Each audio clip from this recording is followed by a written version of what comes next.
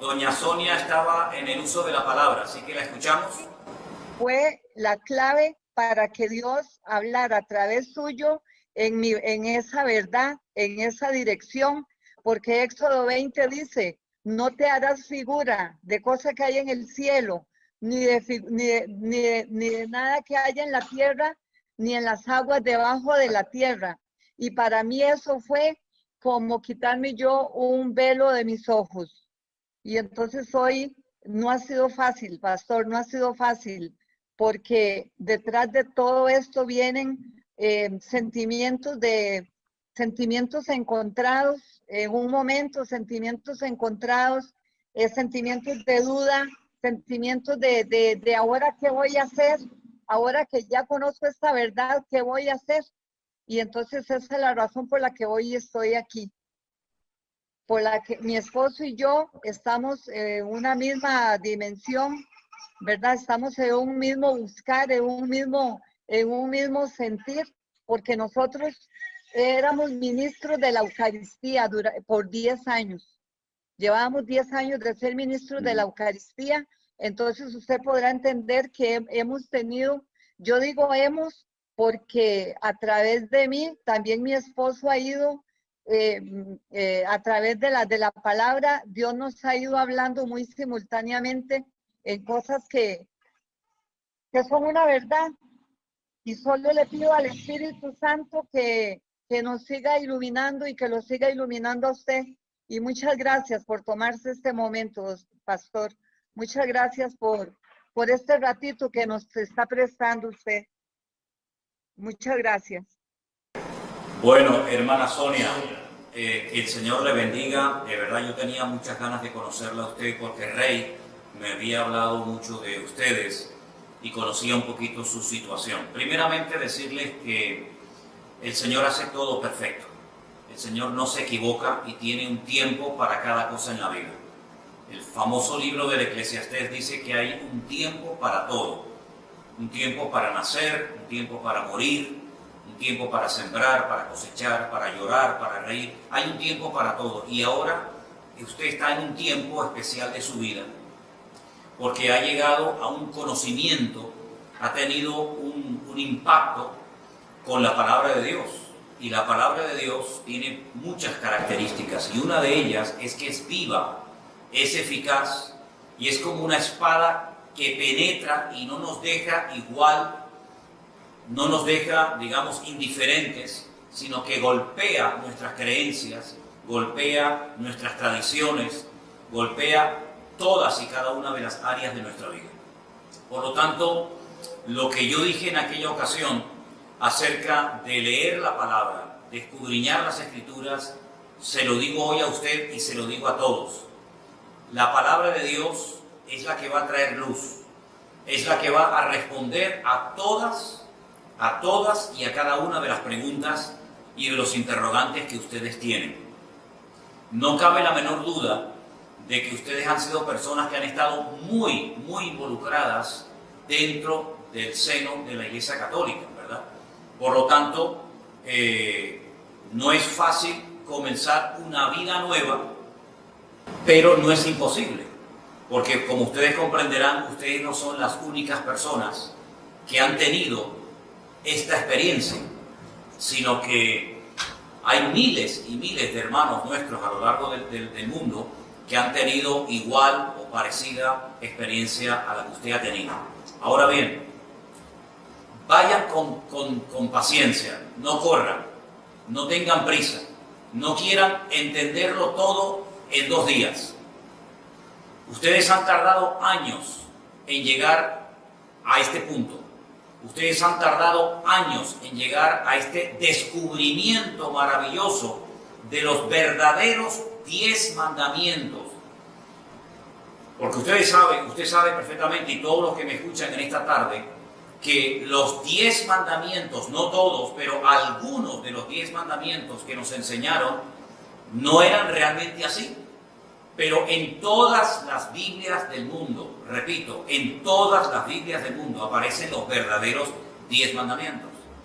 Y esos 2 primeros mandamientos que nos prohíben postrar nuestro cuerpo, nuestra mente, nuestra vida ante imágenes, construir figuras de madera, de oro, de plata, de lo que sea, incluso de personajes que están en el cielo, en la presencia del Señor, pues quieran que no, es un impacto tremendo. Quiero decirles como testimonio que la primera vez en mi vida que yo comencé a leer la Biblia, esa fue la porción que yo descubrí. Precisamente los famosos 10 mandamientos de Éxodo capítulo 20, que también están en otro libro de la Biblia, el libro de Deuteronomio, el capítulo 5. Fui a hablar con un sacerdote que me daba clases a mí en los salesianos, porque yo cuando vivía en Venezuela estudié en los hermanos maristas, y en España, cuando vinimos a España a vivir, mis padres me metieron en los salesianos, ¿verdad? Y conozco muy bien la Iglesia Católica desde adentro, porque fui monaguillo, estuve en el coro, toda mi educación de niño fue en colegios católicos que eran de un nivel muy alto y muy bueno, en aquellos años por lo menos. Y entonces fui a hablar con un cura, un tal Don Gilberto, un gran hombre, un buen hombre, y le mostré los 10 mandamientos que había descubierto en aquella Biblia que un día me habían regalado. Y entonces él, mirando en varias direcciones, me dijo: Manuel, cierra, como él me llamaba, si en algún momento de tu vida te encuentras en una encrucijada, que no sabes a quién obedecer y qué hacer, obedecer a los hombres o obedecer a Dios, quédate siempre con la palabra de Dios. Y eso es lo que hice. Comencé a leer y a leer y a leer y fui descubriendo cosas espectaculares de la palabra de Dios. Porque digamos que eso es lo más llamativo, el golpe, ¿verdad? La confrontación con el tema de la idolatría. Porque todos los católicos, lógicamente, un buen católico, pues tarde o temprano tiene que adorar alguna imagen, algún santo, alguna virgen. Es que forma parte de la liturgia, es que es imposible ser un buen católico y no adorar a imágenes o a santos, sea a Pablo, a Pedro, a María o a quien sea, ¿verdad? Pero entonces cuando uno va comenzando a leer la Biblia, uno se encuentra que lo que uno creía que era lo más importante, lo más maravilloso, resulta que era una auténtica abominación ante los ojos de Dios. Por lo tanto, mi consejo, doña Sonia, y para todos ustedes a partir de hoy es: no paren de leer la palabra de Dios. Y ese testimonio que yo contaba de aquella parejita que eran muy católicos, una pareja joven de novios, no eran ni casados en aquel momento, que me preguntó ella si era bíblico o no adorar las imágenes, y yo le dije que leyera Éxodo 20. Hoy en día esa pareja, están casados lógicamente, y son pastores de una iglesia evangélica en España, concretamente en la ciudad de Sevilla. ¿Qué quiero decir con todo esto? Que cuando Dios comienza a cambiar una familia, una vida, un corazón, no hay nada ni nadie que lo detenga. No tengan miedo. Ustedes, todos los pasos que den a partir de hoy, consúltenle a Dios. Lean la palabra del Señor. No le tengan miedo al hombre, porque ustedes han sido iluminados con la luz del Evangelio, con la luz de la palabra de Dios, y por lo tanto no tienen que tenerle miedo al hombre en absoluto.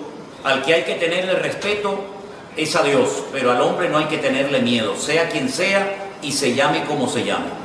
Así que yo le doy muchas gracias al Señor, doña Sonia, por conocerla, a usted, a su marido, y siga adelante. Les voy a contar a todos un pequeño testimonio. En uno de los muchos viajes que he realizado a Israel, a Tierra Santa, vino conmigo en el grupo un matrimonio muy devoto, muy católico. Ella concretamente tenía varias hermanas monjas, y estaban a punto de canonizar a un antepasado de ella.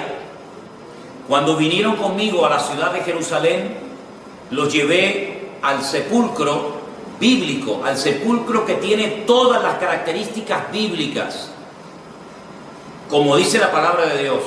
Y después le llevé a otro sepulcro, que es el de la tradición, donde hay un montón de velas y de imágenes. Y cuando esta mujer iba a entrar, ella se detuvo bruscamente en la puerta de ese sepulcro y me dijo: yo no quiero estar más tiempo aquí, porque en el otro lugar donde estuve se respira vida, y aquí se respira muerte. Y la pregunta de ella es la que muchos católicos se hacen: ¿y ahora qué hago? ¿Y ahora qué hago? ¿Qué le digo a mis amigos? ¿Qué le digo a mis amigas, al sacerdote? ¿Qué le digo a mi familia? Usted por eso no se preocupe. Usted lo único que tiene que decir es: yo quiero a obedecer, yo amo al Señor y yo me someto a mi Dios. Usted no ha renunciado a Dios. Usted no ha renunciado a nada digno de alabanza. Por lo tanto, lo que le tiene que decir a todo el mundo es: Dios está cambiando mi vida, estoy leyendo su palabra, y lo que le puedo decir es que lean la Biblia como yo la he leído, y el Señor se encargará de hacer la obra correspondiente en cada persona. Es lo que le puedo decir, doña Sonia. Perfecto. Ok. Bueno, pues, perfecto, gracias. Como resumen, no tengan miedo al hombre, lean la palabra del Señor, no tengan ningún temor, y a cualquier persona que les pregunte, díganle simplemente que ustedes están leyendo la palabra de Dios y que el Señor es el que está haciendo la obra en vuestros corazones. Por lo tanto, no le tengan ningún temor al hombre, sigan leyendo la palabra, que el Señor tiene grandes sorpresas para todos y para cada uno de ustedes por el camino. Doña Sonia, un beso, que Dios le bendiga, saludos a su marido, a su esposo, que Dios le guarde, mucho ánimo y a seguir adelante y a leer mucho la palabra de Dios, que en ella usted va a encontrar la respuesta a todas las preguntas, y el Señor le va a indicar con su Espíritu Santo, que ahora vive dentro de usted, lo que tiene que hacer en todo momento. Que Dios le bendiga grandemente. ¿Me escucharon bien ahora? Ok, gloria a Dios, gloria a Dios. Bueno, yo quisiera también decirle a cualquier otra persona que esté conectado en esta noche, que si tiene alguna pregunta, que aprovechando este momento tan bonito que estamos teniendo, que con toda libertad la haga. Ahora, perfecto, perfecto. Ok, buenas tardes, pastor. Que Buenas Señor le tardes, bendiga. hermana. Y a todos los hermanos. De verdad que es bueno estar acá con ustedes. Para mí es una alegría inmensa. Y bueno, sí, tengo una pregunta rapidita para para darle chance a todos los demás. Es que tengo una duda con respecto a la oración. En la Iglesia Católica normalmente se ora rezando el Padre Nuestro, como todos los católicos saben. Padre Nuestro que estás en el cielo. Aquí todo el mundo sabe, los católicos, lo que es el Padre Nuestro.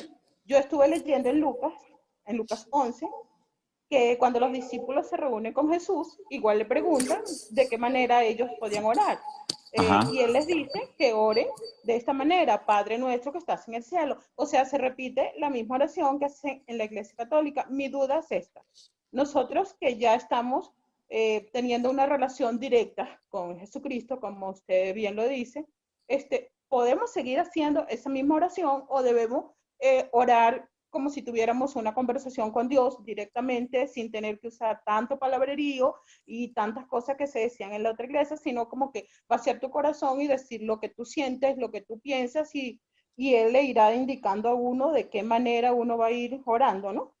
Ok, Esa es mi pregunta. Hermana, escuché muy bien su pregunta y le voy a pasar a responderla, y que la respuesta sirva también para todos los que están conectados en esta tarde. Primeramente, hermana, decirle que la oración, la preciosa oración del Padre Nuestro, no es una oración de la Iglesia Católica. El patrimonio no lo tiene la Iglesia Católica, ni la Iglesia Evangélica, ni nadie. La oración preciosísima del Padre Nuestro está en la Biblia, y la enseñó nada más y nada menos que nuestro Señor Jesucristo, ¿verdad? Permítame leerles al grupo las palabras previas y posteriores a la preciosa oración del Padre Nuestro.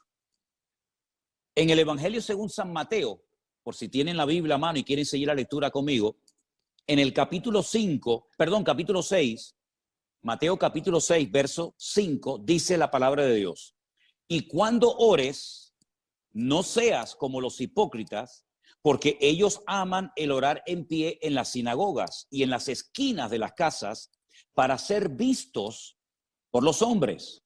De cierto os digo que ya tienen su recompensa. Mas tú cuando ores, entra en tu aposento y cerrada la puerta, ora a tu Padre que está en secreto, y tu Padre que te ve en lo secreto, te recompensará en público. Versículo 7. Y orando no uséis vanas, escuchen, no uséis vanas repeticiones como los gentiles que piensan que por su palabrería serán oídos. No os hagáis semejantes a ellos, porque vuestro Padre sabe de qué cosas tenéis necesidad antes que vosotros se la pidáis. Es decir, en el pueblo de Israel, hasta el día de hoy, hay libros muy gordos, libros enormes. El más famoso se llama el Sidur, donde hay oraciones absolutamente para todo. Para cuando usted come, cuando usted bebe, cuando usted sale, cuando usted entra, cuando se muere una persona, cuando nace un niño, para un matrimonio, para un bautismo, absolutamente para todo. Son oraciones que se hacen continuamente. Hay 3 oraciones que en el pueblo de Israel obligatoriamente todo devoto tiene que hacer cada día. La oración de la mañana, que se llama Shacharit, la oración de la tarde, aproximadamente como a las 3 de la tarde, que se llama la Minjá, y la oración de la noche, que se llama la oración de Arbit. Todos los días las mismas oraciones, las mismas lecturas, los mismos salmos, toda la vida. Esto ya existía en los tiempos del Señor Jesucristo. Oraciones repetitivas que se aprendían de memoria, que se enseñaban de generación en generación, el padre al hijo, el hijo al nieto, sucesivamente. ¿Qué es lo que hace el Señor Jesucristo? El Señor Jesucristo le enseña a los discípulos y a todos los cristianos una oración modelo, una oración base, que va a servir para que sobre esa oración sepamos qué cosas podemos pedir y cómo debemos pedirla. ¿Es malo repetir en alta voz el Padre Nuestro? En absoluto. En absoluto. El Padre Nuestro, repito, no es una oración de la Iglesia Católica ni una oración de la Iglesia Evangélica, es una oración bíblica.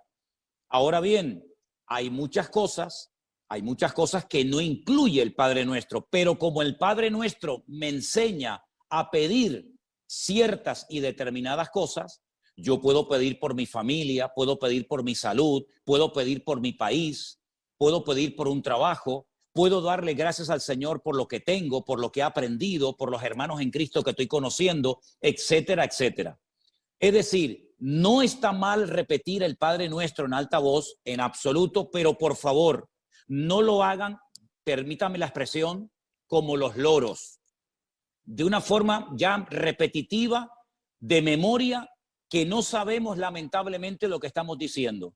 Si alguien quiere usar y hablar de vez en cuando con las palabras de la preciosa oración del Padre Nuestro, no hay ningún problema, pero no lo haga como un rezo repetitivo, monótono y aburrido, sino que usted puede orar ahora con total libertad a su Dios, a su Padre Celestial, que lo conoce, que lo ve, y por lo tanto no se limite, repito, no se limite única y exclusivamente a repetir el Padre Nuestro, porque usted puede orar hoy por hoy lo que quiera. Y miren, les voy a dar un consejo que me dieron a mí hace muchos años.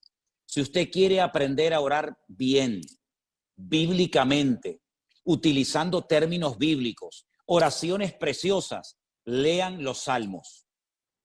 El famoso y precioso libro de los Salmos, que hay 150, léalo. Cada día puede leer un salmo. Hay 150, muchas son oraciones, pero usted va a aprender oraciones preciosas que también, como no, usted puede utilizar esos términos, esas frases y esas palabras. Así que como conclusión, usted puede repetir el Padre Nuestro cuando quiera, siempre y cuando no lo haga de una forma repetitiva, monótona, religiosa y aburrida, pero no se limite única y exclusivamente a orar usando el Padre Nuestro, porque usted puede hoy por hoy orar con total libertad de padre a hijo, de hijo a padre, cuantas veces quiera. Espero que haya quedado bien, quiero decir, espero que haya quedado clara, mejor dicho, la respuesta a su pregunta, querida hermana. Perfecto, perfecto, quedó totalmente claro. Y Amén. quería acotar que sí, bueno, que tengo los libros de los Salmos, un librito solo de Salmos y lo leo siempre, pero bueno, era mi duda. También quería decirle rapidito, porque yo no es que estuve hasta ayer en la Iglesia Católica, pasa que vengo de una familia donde la mitad es católica y la mitad es cristiana. Y entonces me quedaban como que dudas y quise entrar para aclarar dudas, pues de verdad Muy bien. que chévere, gracias y de verdad que feliz con la respuesta. Gracias. Bendición, hermano, bendiciones. Vamos a darle lugar a otras personas. Yo, como me estaba fallando el ordenador, la computadora, tengo el iPhone en la mano, el teléfono, pero tengo la pantalla frente a mí. Y Vanessa, si tú ves a gente con la mano levantada queriendo hacer una pregunta, dime de quién se trata y le damos enseguida lugar para que haga su pregunta. Silvia Colín.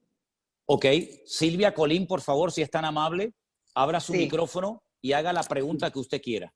Ok, bienvenidos todos y qué bueno que estamos en esto y que nos salimos a tiempo de una religión en la que cuando yo me di cuenta hasta lloré porque dije, Dios mío, he sido engañada toda mi vida. Pero bueno, mi pregunta, tengo muchas preguntas, pero voy a hacer una para que todos tengamos tiempos de hacer alguna. ¿Cómo guardar correctamente el día de reposo? ¿Qué es lo que no debemos hacer? Porque en eso sí tengo mucha duda. También, por ejemplo, pues yo soy enfermera, yo trabajé 28 años en la noche para el Seguro Social y pues obviamente que quienes hemos trabajado en ciertos días es muy difícil guardar el día de reposo. Quiero entender que a lo mejor hay que contar 7 días y guardar ahí un día de reposo, por ejemplo, ahora para los jóvenes, para mis hijas, que trabajan mucho más ahora desde que están conectados en línea, ha sido más difícil que puedan incluso dedicarle un momento a Dios porque terminan exhaustos. Esto del encierro creo que ha sido peor para mucha gente porque no le dedican el tiempo tampoco a los hijos o tienen que estar más al pendiente con las tareas. Pero ¿qué se puede hacer para la gente que no puede guardar exactamente el día de reposo? Vamos a ver. Cuando uno lee en Génesis, el primer libro de la Biblia, todo lo que el Señor le ordenó a Adán y a Eva que hicieran, curiosamente, una de las cosas que le pide es que el séptimo día lo santifiquen. La palabra santificar significa apartar o consagrar. ¿Me explico? Apartar o consagrar es lo mismo que santificar. Bien, se lo dijo a Adán y a Eva. Es decir, en el séptimo día, ¿qué es lo que tenían que recordar? ¿Qué es lo que tenían que hacer? ¿Qué tenían que tener presentes aquella pareja por el hecho de que Dios le dijera que tenía que apartar ese día de una forma especial? Ahora bien, los días en la Biblia no reciben nombre.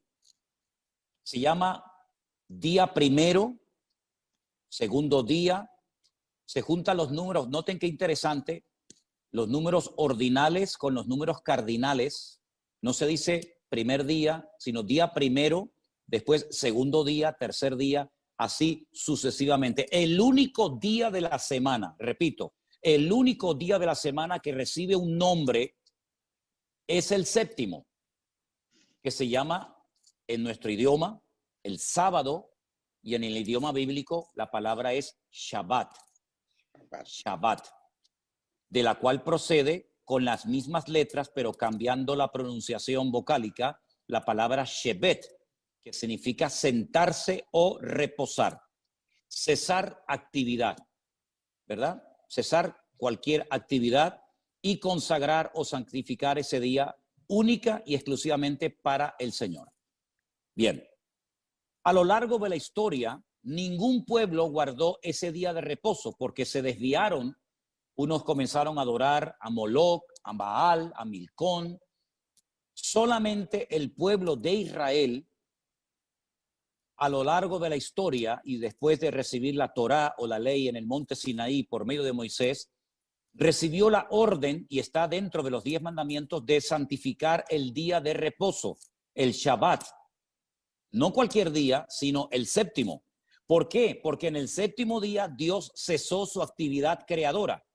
Dios no hizo nada, no habló, no hizo nada, ya todo estaba terminado. Y entonces, para decirle a las naciones paganas, nosotros no hacemos nada, porque es el testimonio visible, objetivo, que Israel podía dar como botón de muestra de que ellos creían en una obra creadora por mano de un Dios creador. Entonces, cuando la gente decía, pero ustedes, ¿por qué no trabajan en sábado? ¿Por qué los animales descansan en sábado? ¿Por qué no hacen nada? Porque nosotros creemos que Dios creó todo en 6 días y el séptimo día reposó. Era un testimonio tremendo.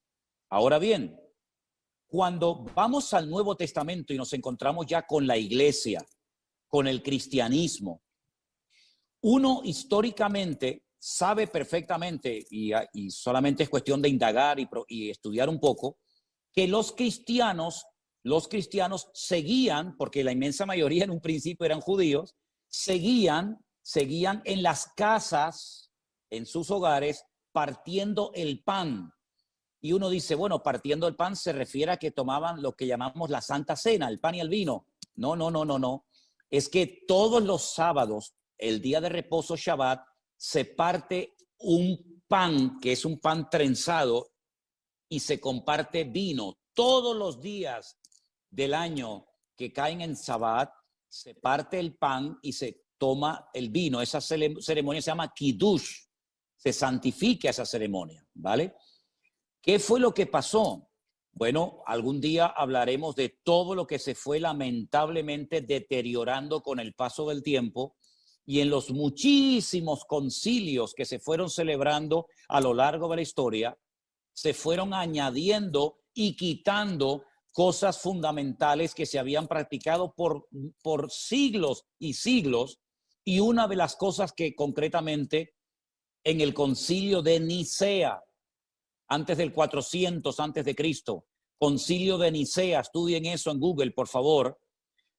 En ese momento, la cristiandad, el liderazgo de la cristiandad en ese tiempo, transformó y cambió el Shabbat por el domingo. ¿Qué les parece? Hay unas declaraciones de un alto obispo de la Iglesia Católica de los Estados Unidos que con sus ropas sacerdotales da una conferencia, la pueden buscar en internet, en YouTube, donde él pide perdón porque él lee el decreto, el año, el día y la hora en la que la cristiandad quitó en ese concilio de Nicea el día sábado y lo sustituyó por el domingo. Ahora, ¿qué es lo que ocurre? En nuestra tradición cristiana es muy difícil, no sé ustedes hermanos, pero es muy difícil por las cuestiones laborales fundamentalmente, guardar el día de reposo. De hecho, los cultos, el culto principal de la mayoría de las iglesias, aunque aquí el sábado lo hacen los jóvenes, ¿verdad?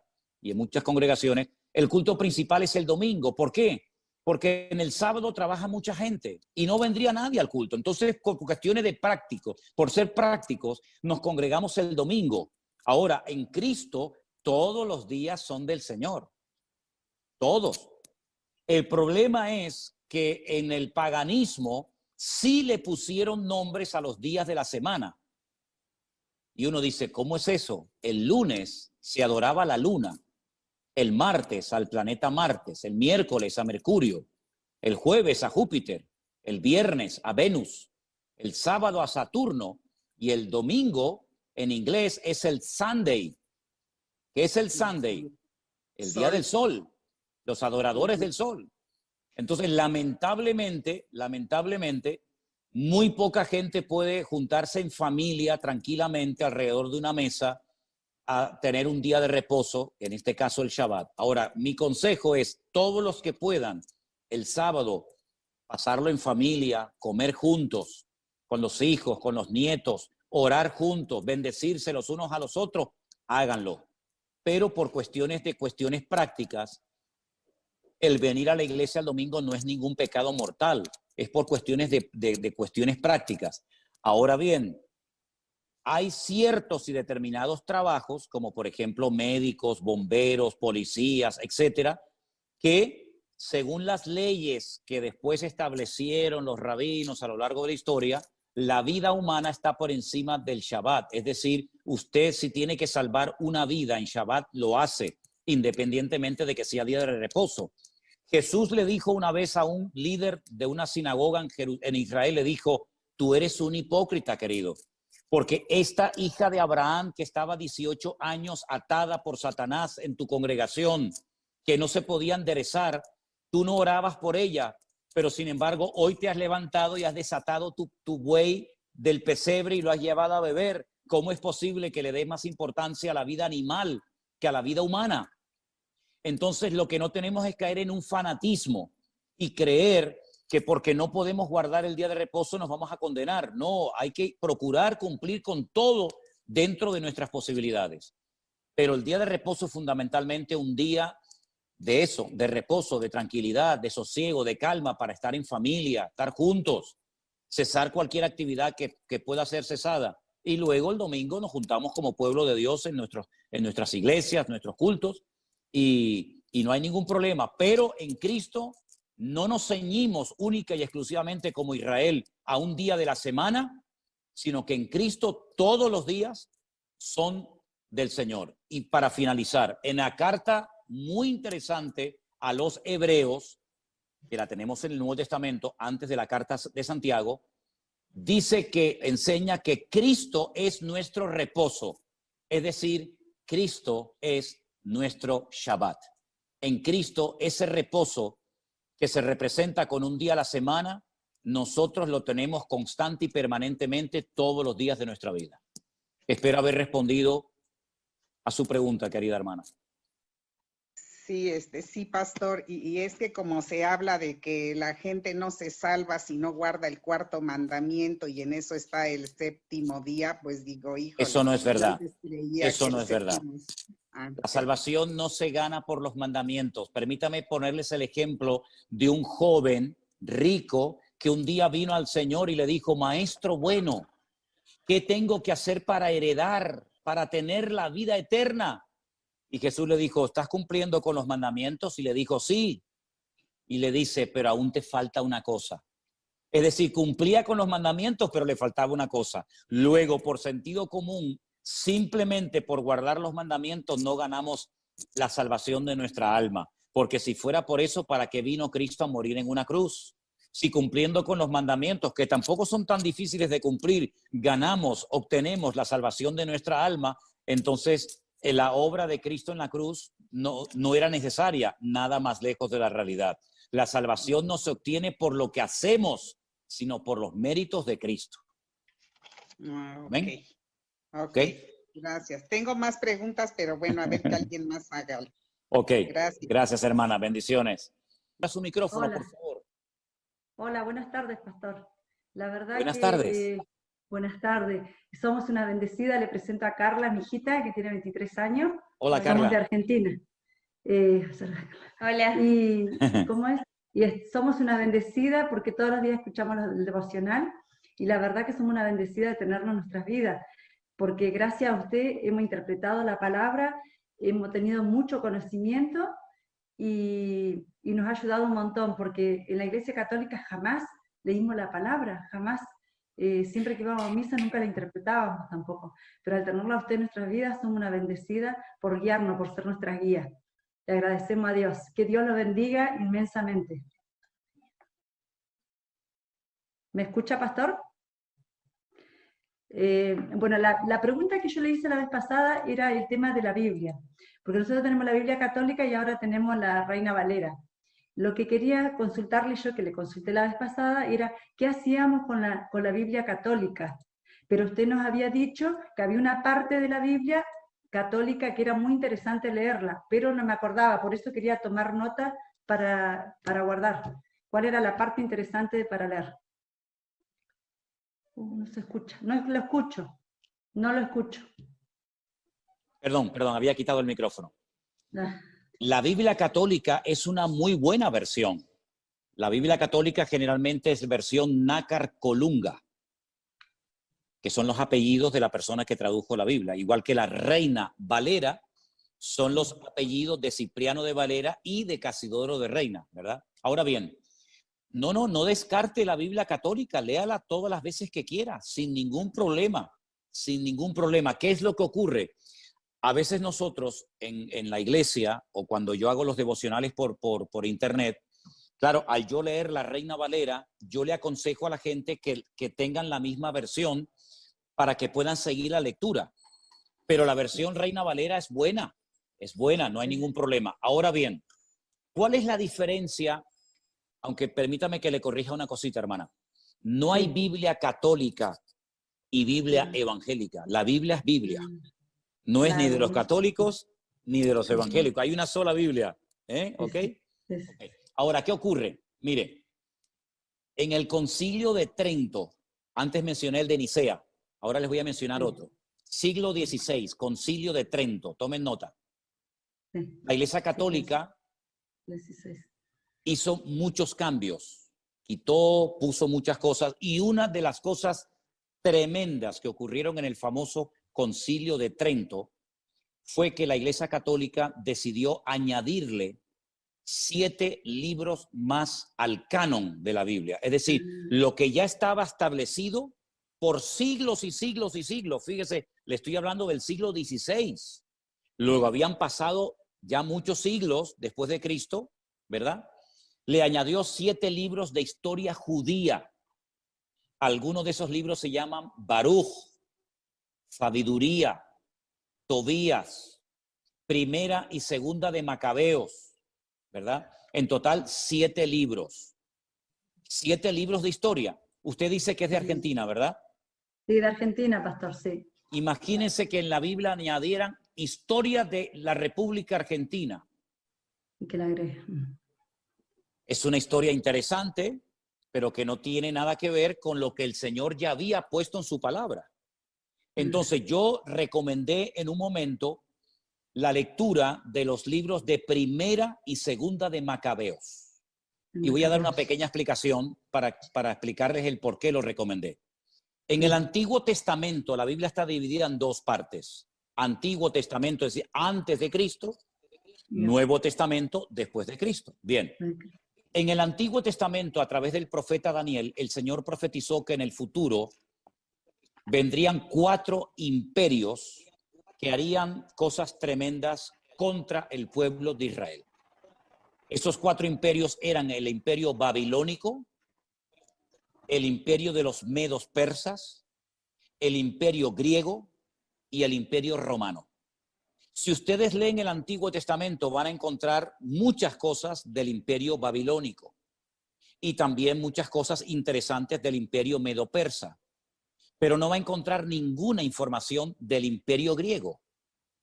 Cuando empiezan ustedes a leer el Nuevo Testamento se encuentran, por ejemplo, a los romanos, a los centuriones, se encuentran a Poncio Pilato, etcétera, en el Nuevo Testamento. Y uno dice, ¿y qué pasó con los griegos?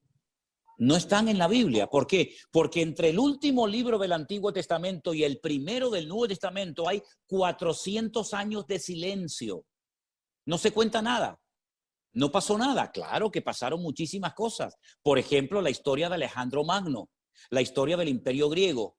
Entonces, ¿qué pasó con ese imperio? ¿Qué hicieron en Israel? ¿Qué hicieron con el templo de Jerusalén? No lo sabemos, pero en Primera de Macabeos y en Segunda de Macabeos encontramos cosas muy interesantes que ocurrieron en ese periodo de la historia. Por ejemplo, la profanación del lugar santísimo con un tal Antíoco Epifanes que profanó el lugar santísimo y que puso unos ídolos tremendos. En fin, es una historia muy interesante y esos libros están en la iglesia, en la Biblia, digamos, de la Iglesia Católica, la versión Nácar Colunga. Los macabeos eran unos hermanos que se rebelaron contra el Imperio Romano. No se llamaban macabeos. Creo que uno se llamaba Simón, otro se llamaba Judá. Todos murieron como mártires. Ellos pelearon, se rebelaron contra el Imperio griego y volvieron a consagrar el templo, que era un santuario pagano griego y que era un gimnasio para hacer gimnasia los griegos. lo volvieron a consagrar al servicio al Señor, ¿sí? Entonces a ellos los llamaban los macabeos, que viene de la palabra macab. La palabra macab en hebreo significa martillo. Un macab es un martillo, son los que golpeaban, los que amartillaban, los que golpeaban a los enemigos. Y de ahí viene la palabra macabeos, ¿verdad? Entonces es una historia muy interesante que sería muy bueno que ustedes la leyeran. El libro de Judith. El libro de Judith es una chica que hace algo por la historia del pueblo de Israel. Esa es la gran diferencia que hay entre una Biblia y otra. Por lo demás, la versión Nácar Colunga católica y la versión Reina Valera son muy buenas versiones en castellano para poder entender el mensaje divino, el mensaje de Dios. ¿Sí? Sí. Muchas ¿Okay? Gracias, pastor. Le entendí. Por nada. Muchísimas Por gracias favor. y que Dios lo bendiga. Gracias por igualmente. siempre, por sus devocionales. Amén. Gracias, un placer. Gracias. ¿Más preguntas tenemos, Vanessa? Sí, buenas tardes a todos y que Dios me los Buenas bendiga. tardes, igualmente. Muchísimas gracias, pastor, de verdad, por toda esta oportunidad que nos está dando a todos nosotros. En lo particular, pues siempre he venido de una iglesia, de una formación católica, pues toda mi familia, de verdad. Aquí nadie me ha dicho, pues, nadie me ha invitado. Es el mismo Señor quien ha puesto todo en mi vida, porque precisamente tuve esa curiosidad de estar empezando a leer la Biblia y obviamente pues a partir de que empecé a leer, que no sabía ni por dónde empezar, yo empecé desde el principio, desde el Génesis. Entonces empezaron a surgirme muchas dudas, precisamente eso de la idolatría, de los ayunos, de todo esto, ¿no? Pero a mí, por ejemplo, en lo que me respecta es en lo que veo en la cuestión de los diezmos y de los ayunos. Porque si bien es cierto, por ejemplo, acá en la Iglesia Católica muchas veces decían no, que los diezmos pues no necesariamente estos, no es necesariamente dar el 10% de lo que tú ganas a esto, sino ayudar a otra gente, ¿no? Entonces, eso me causa como conflicto también porque, bueno, yo pienso que según lo que estoy leyendo, pues es para beneficio del Señor, ¿no? Para edificar. Que esa es otra de las dudas que tengo yo aquí, por ejemplo, ahorita que estamos en la iglesia virtual, ¿cómo hacemos nosotros para aportar, para poder ayudar y contribuir a que esta comunidad crezca? Porque es para beneficio de Dios, precisamente. Y lo del ayuno, bueno, ya eso es otra cosa que me imagino que será en otra oportunidad. Vamos por parte, vamos. Piano, piano se va lontano, dicen los italianos, poquito a poco, ¿no? Miren, hermana, vamos a ver, que quede bien claro para todos los hermanos, todo el grupo que en esta tarde está conectado, que yo, que les habla, en ningún momento he hablado de aportar absolutamente nada. ¿Ok? No hablamos de diezmos, ni de ofrendas, ni de donaciones, ni de limosnas. No he hablado absolutamente nada de eso, ni lo haré, salvo si me preguntan. Pero nuestra prioridad y nuestro objetivo no es pedir dinero, ni aprovecharnos de la generosidad de la gente, ni muchísimo menos, ¿verdad? Eso lo quiero dejar bien claro y además ustedes saben perfectamente que me llevan algunos años escuchando y lo único que hago es simplemente decir gracias de todo corazón a los que sienten en su corazón en algún momento mandar alguna aportación, pero jamás hemos pedido nada. Bueno, dicho esto, permítame decirle que cuando el pueblo de Israel recibe lo que llamamos la ley, la palabra correcta sería la Torá, la instrucción, los 5 libros, Génesis, Éxodo, Levítico, Números y Deuteronomio, a esos libros se le llama el Pentateuco, que viene de la palabra 5, Pentateuco, Humash en hebreo de la palabra 5, ¿ok? Reciben 613 mandamientos. Repito, 613 mandamientos u ordenanzas. Había ordenanzas que eran para las casadas, para las solteras, para los viudos, para los soldados, para los agricultores, para los ganaderos, para los sacerdotes. Sí, imagínense, 613 mandamientos hay para todo el mundo y para todos los gustos. Ok. Una de las cosas que el Señor dijo es que de las 12 tribus de Israel, las 12 familias que se fueron reproduciendo y formaron el pueblo de Israel, el Señor escogió a una de las 12 que fueron los levitas, la famosa tribu de Leví, que no iban a recibir herencia, no iban a recibir tierra, por lo tanto, no se iban a poder dedicar ni a la agricultura, ni a la ganadería, ni a ningún otro trabajo, sino solamente a las cosas del templo, del tabernáculo, las cosas del Señor, los sacrificios, etc. Entonces la pregunta es, si no podían trabajar en otra cuestión más que en los asuntos de Dios, ¿de qué vivía esta gente? ¿Verdad? Pregunta lógica. El Señor estableció un sistema maravilloso, extraordinario, dijo, las 11 tribus restantes, Judá, Benjamín, Zabulón, Dan, etcétera, van a apartar el 10% de sus entradas. Unos apartaban papas, otros aportaban limones, otros aportaban corderos, otros aportaban fruta. Es decir, cada tribu, hablamos de miles de personas, apartaban el diezmo de sus ganancias, de sus entradas. Si vivían muy lejos y no podían traer la mercancía, la vendían y traían el dinero al templo. Entonces, con ese 10%, ese diezmo que aportaban las 11 tribus de Israel, se mantenía a la tribu de Leví, a los sacerdotes, y se mantenía la casa de Dios, es decir, el templo de Jerusalén en aquel tiempo. Bien, hoy en día, en las congregaciones, yo hablo de mi situación en España, que no recibimos ningún tipo de subvención ni de aportación económica del Estado. ¿Cómo se ha mantenido la iglesia evangélica? ¿De qué vive en la iglesia? ¿Cómo pagan la luz, el agua, los alquileres de los locales? Nosotros no tenemos propiedades, todo es alquilado. Pues con las aportaciones voluntarias de la gente, de las ovejas, de las personas. Entonces hay una costumbre dentro del pueblo evangélico que nace, que viene del pueblo de Israel, que es apartar el 10% de sus ganancias y lo aporta a la obra de Dios. Y con eso se pagan los gastos. ¿Qué es lo que está haciendo gente que nos está viendo por internet? Bueno, ellos van a la página web de nuestra iglesia y ven que hay una cuenta bancaria y hay un sistema muy sencillo, muy seguro, muy rápido que se llama PayPal, ¿sí? Y con ese sistema de PayPal, lo que hacemos es permitirle a la gente, perdón, un segundito, y el Señor es fiel y el Señor nunca nos abandona y hasta el día de hoy podemos decir que el Señor ha cuidado de su obra. ¿Me entendió la respuesta? ¿Sí? Sí, pastor, buenas tardes. Abra su micrófono, por favor. María Luz. Ok, ya puede hablar. Sí, le escucho. Le escucho. Buenas tardes, pastor.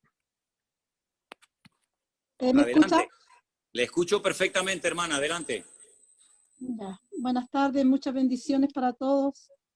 Mi duda es que, bueno, alguien preguntó sobre eso, primero que nada, sobre el ayuno y luego sobre el bautizo.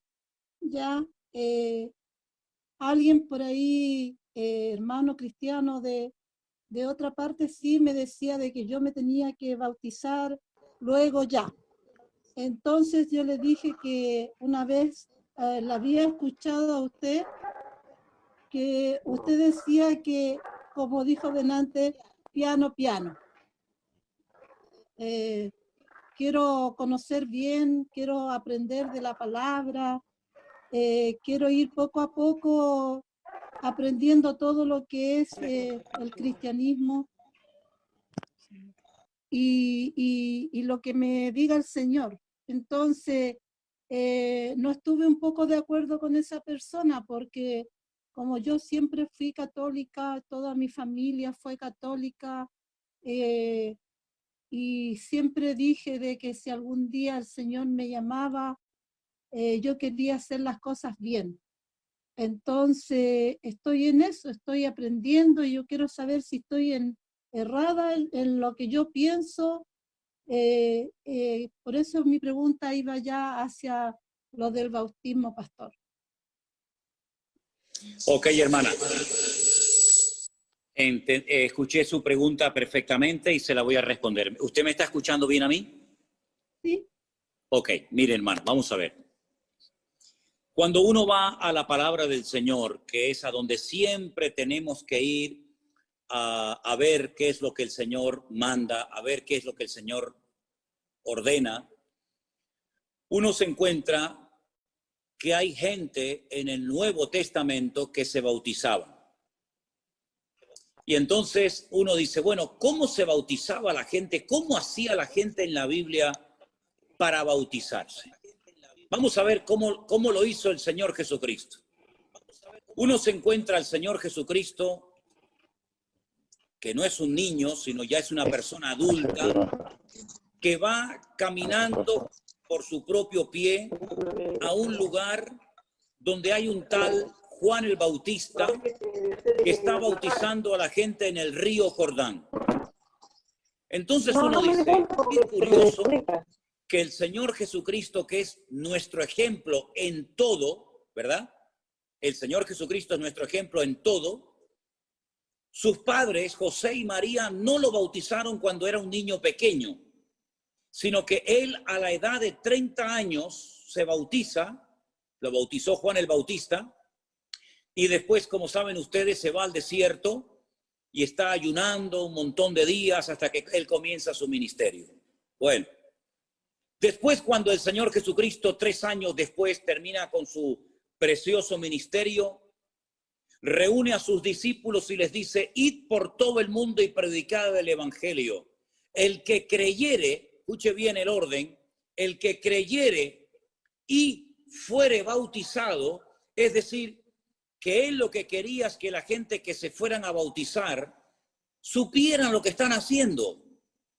No fuera algo por tradición, algo impuesto por la sociedad, como la familia que obliga y que presiona para que al niño lo bauticen, sino que vemos que todos y cada uno de los ejemplos que encontramos en la Biblia de personas que se bautizaron, ninguno era ningún niño. No eran niños de una semana, de un mes, de 15 días. No, eran gente grande, era gente adulta que primeramente creían y luego se bautizaban. No es que se bautizaban primero y luego creían. No. Ese no es el orden. El orden lo pone el Señor en su palabra. Dios en su palabra dice, primeramente hay que creer, arrepentirse de los pecados, pedir perdón al Señor y luego, como señal de ese arrepentimiento, de ese cambio, viene el bautismo. Entonces, seguramente, hermana, a usted, como a mí y como a la mayoría de nosotros, a nosotros nos bautizaron cuando éramos chiquitos, cuando éramos niños pequeñitos. Yo no sabía lo que me estaban haciendo, no me acuerdo de eso, pero cuando ya fui grande y leí la Biblia y me di cuenta que mi Señor Jesucristo se bautizó de grande y que Él ordenó a la gente bautizarse de adulta, entonces yo dije, yo ahora me quiero bautizar, porque ahora lo entiendo, porque ahora lo quiero hacer, no porque papá, mamá, el abuelo, la sociedad o la familia lo dice, sino porque yo lo siento hacer y quiero poner en práctica ese mandamiento de la palabra del Señor. Entonces, claro que tenemos que bautizarnos de grande, hermana, pero no tenga prisa, no se preocupe. Yo estoy orando al Señor y pido ahora a ustedes que lo hagan también conmigo para que, si Dios lo permite, claro, el mundo está tan raro y todo está tan cambiado que ya uno no puede hacer planes ni de aquí a mañana, ¿verdad? Pero si Dios lo permite, para el año que viene, estamos orando para que el Señor nos permita ir a los lugares donde ustedes están ahora viviendo, a Chile, a Colombia, Argentina, a tantos lugares donde hay tantos hermanos esperando para poder ser bautizados y también para poder conocernos personalmente. ¿Por qué no? Entonces les pido que oren, porque si el Señor lo permite, imagínense los hermanos de Argentina, de Chile, de Colombia, de otros países que se quieren bautizar. Qué lindo sería si nos pudiéramos juntar y hacer un día, un culto, una reunión en un río, en un lago, en algo, en un sitio donde poder bautizarles a todos ustedes. Así que no tengan prisa. Yo sé que muchos lo han leído, lo quieren poner en práctica porque no han leído de la palabra del Señor, pero no tengan prisa. Ya lo haremos cuando el Señor lo permita y lo crea conveniente. Amén, hermana. Así que le animo a que siga adelante con el Señor. Lea la palabra, preste atención a lo que dice el Señor y no tanto a lo que dice la gente. Y no se preocupe que cuando llegue el momento, usted podrá poner en práctica ese mandamiento de la palabra del Señor. Espero haber respondido a su pregunta en esta noche, perdón. Bueno, aquí es de noche, para ustedes es de día. Hola, pastor, qué gusto más grande poder saludarlo. ¿Me escucha bien? Sí, le escucho. Ya, qué bueno, qué gusto poder saludarlo. Yo soy de Chile y bueno, católica hasta hace poco tiempo y tratando de poder seguir lo más posible algo que no conozco muy bien. Entonces, mi pregunta es la siguiente, pastor. La verdad es que uno tiene que llevar una vida a diaria. Y usted sabe que en los católicos, ya que usted fue católico también alguna vez, todo sirve, todo vale. En los católicos uno iba a misa el día domingo y se sentía que había quedado purificado para el resto de la semana. Entonces, mi pregunta es la siguiente. Yo he visto que no hay por ejemplo, para nosotros, sabe que los católicos la Eucaristía, como decía la otra señora, es súper importante. Y yo he visto que en la iglesia que usted preside, eso es una vez al mes. Y nosotros para poder comulgar teníamos que habernos confesado, ¿cierto? Y esto tampoco lo veo en las iglesias cristianas. Entonces mi pregunta es, no importa que uno no se haya confesado, o cómo lo hacen para ustedes determinar cuándo es la Santa Cena que ustedes le llaman y para poder estar bien con el Señor, porque para nosotros sabe lo importante que es la Eucaristía. Le escuché perfectamente, hermana. Le escuché perfectamente y es una pregunta muy, muy interesante y me alegro mucho que la haya hecho porque estoy seguro de que le va a ayudar a más de uno de los que están conectados en esta noche. Vamos a ir por partes, ¿sí? El Señor Jesucristo, la noche que fue entregado, la noche que lo crucificaron, ¿verdad? ¿Qué fue lo que repartió a sus discípulos? Repartió pan y repartió vino, ¿no es cierto? Porque además esa noche se estaba celebrando una fiesta que en hebreo se llama la fiesta de Pesaj. Nosotros la conocemos como la fiesta de la Pascua, ¿sí? Y es una noche muy, muy importante porque recordaban la liberación de la esclavitud en Egipto. Habían estado 400 años sus antepasados en Egipto como esclavos, la mayoría del tiempo, y lograron...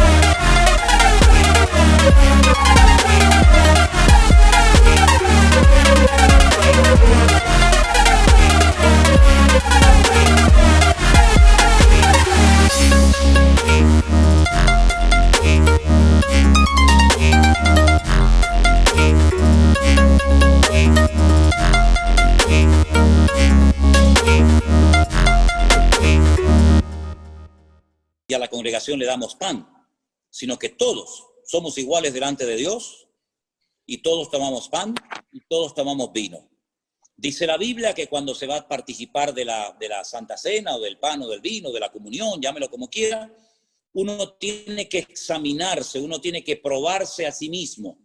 Es decir, uno tiene que estar bien delante del Señor. Entonces siempre aconsejamos que antes de participar del pan y del vino, ya que no hay confesionario, ya que no tiene que venir la gente a mí a confesarse y pedirle perdón y yo absorberle y ordenarles una penitencia, lo que hacemos es, antes de participar del pan y del vino, oramos. Y yo digo, hermanos, si hay algo que tienen que arreglar entre ustedes, si hay algún pecado de lo cual tienen que arrepentirse, por favor, pónganse bien delante de Dios para que puedan participar dignamente, como dice la palabra. Entonces, curiosamente, les anuncio a todos ustedes, este próximo domingo, por la tarde, a las 6:30 de la tarde, hora aquí en Canarias, vamos a participar del pan y del vino. Entonces, yo anuncio esto por si alguno de ustedes que ya ha entendido el Evangelio, que va en serio con el Señor, quiere unirse virtualmente en ese momento con nosotros. Lo van a hacer miles de personas en muchas partes del mundo, pero si ustedes nunca lo han hecho y les gustaría participar del pan y del vino, pues tenga preparado el pan y el vino o el zumo de uva para ese día, y cuando llegue el momento, usted que va a ver el culto por YouTube en directo, cuando yo diga participemos ahora juntos del pan, usted lo puede hacer. Cuando participemos juntos de la copa, usted lo puede hacer. Y algún día, si Dios lo permite, lo haremos juntos en persona. Así es que nosotros, ya digo, nos confesamos al Señor,